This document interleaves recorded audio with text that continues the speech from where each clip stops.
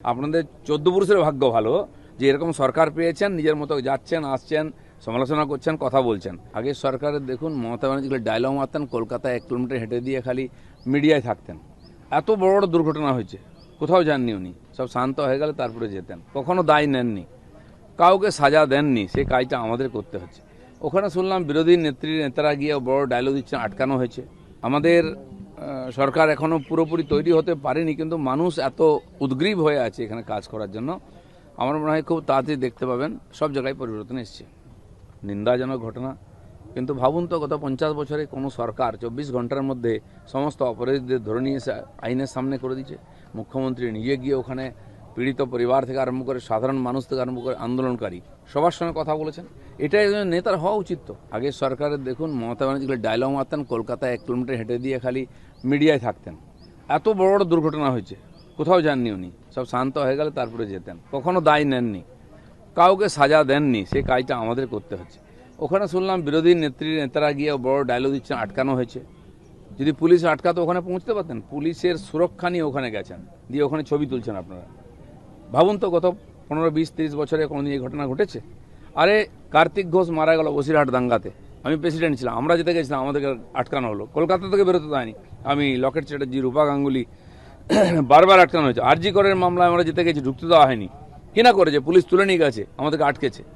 তো এগুলো তো আমরা দেখেছি।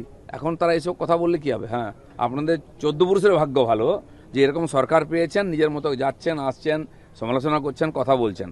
সেজন্য গণতান্ত্রিক অধিকারটা যখন ভোগ করছেন, গণতান্ত্রিক পরিবেশটা রাখুন, বিনা কারণে উৎপাত করবেন না। দিদিদাই ডিজে মামলায় অভিষেক বন্দ্যোপাধ্যায়কে আজকে হাজিরা দিতেই হবে, তার ভয়েস স্যাম্পল দিতে হবে, বারবার তিনি এড়িয়ে চলে যাচ্ছিলেন। শুনুন, এড়িয়ে বেশি দিন কেউ বাঁচতে পারে না। তার আগের নেতাদের উনি দেখুন, যারা 2-3 বছর জেল খেটে এসছেন, আইনের আওতায় এসছেন। আপনি যদি কোনো অন্যায় না করে থাকেন, আপনাকে কেউ ছুতে পারবে না। কিন্তু আইনের সামনে তো আসতে হবে, তো আপনাকে দেখা করতে হবে, জিজ্ঞাসাবাদ হলে বলতে। উনি তো আগে অন্য মামলায় জিজ্ঞাসাবাদে গেছেন, ভয় পাচ্ছেন কেন? যান আইনের কাছে, ভরসা রাখুন। আপনি মমতা ব্যানার্জির কথা বলছিলেন, তিনি আজকে হাজরা মোড় পর্যন্ত মিছিল করবেন বালিগঞ্জ ফাঁড়ি থেকে। ওইখানে মোল্লা দৌড় মসজিদ অবধি, ওই হাজরা মোড়েই উনি ঘোরাঘুরি করবেন। আগেও কোথাও যাননি, এখনও কোথাও যাননি, যাবেন না। আমি বলছি, আপনি বিরোধী নেত্রী মনে করেন নিজেকে, আপনার পার্টি আপনাকে বিরোধী নেত্রী মানছে না। ওখানে 4 জন গেলে হাঁটাহাঁটি করে হয়তো ছবি আসতে পারে, এর বেশি কিছু হবে না। আর বারুইপুরের ঘটনা বললেন, সেখানে তো বামফ্রন্ট নেতা সুজন চক্রবর্তীর নামে অপরাধমূলক ষড়যন্ত্র, সোশ্যাল মিডিয়ায় উস্কানি, অপপ্রচারের অভিযোগ হয়েছে। দেখুন, এর আগেও কমিউনিস্টরা এইসব করেছে, এখনও তাই করে যায়। তাই সময় তাদেরকে বিচ্ছিন্ন করেছে, আলাদা করেছে। সেই জন্য কোনো একটা ঘটনা ঘটেছে, দুর্ভাগ্যজনক, নিন্দাজনক ঘটনা।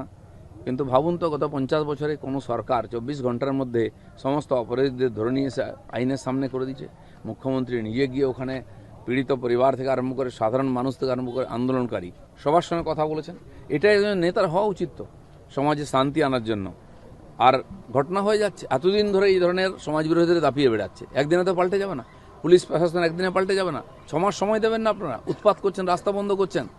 ভরসা রাখুন সরকারের উপরে। যে ঘটনা হয়ে গেছে তার আইনি যা করার দরকার সেটা সরকার করবে, এবং ধীরে ধীরে আমরা টাইট করছি ব্যবস্থাকে, যাতে এই ধরনের দুর্ভাগ্যজনক ঘটনা না হয়।